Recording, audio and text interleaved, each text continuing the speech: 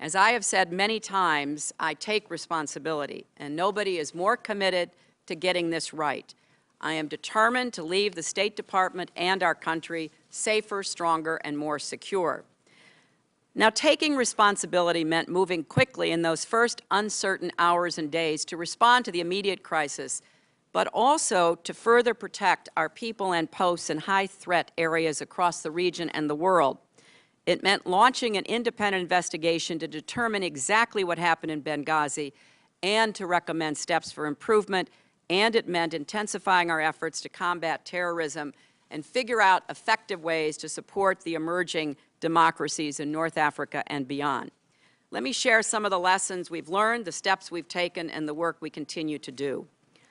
First, let's start on the night of September 11th itself in those difficult early days.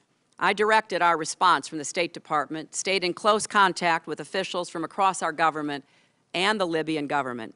So I saw firsthand what Ambassador Pickering and former Chairman Mullen called timely and exceptional coordination.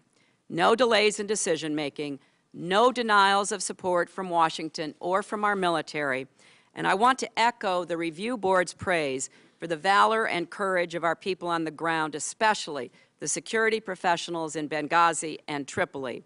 The Board said the response saved American lives in real time, and it did. The very next morning, I told the American people that heavily armed militants assaulted our compound, and I vowed to bring them to justice.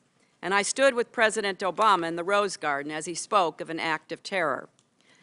It's also important to recall that in that same period, we were seeing violent attacks on our embassies in Cairo, Sana'a, Tunis, Khartoum, as well as large protests outside many other posts where thousands of our diplomats serve.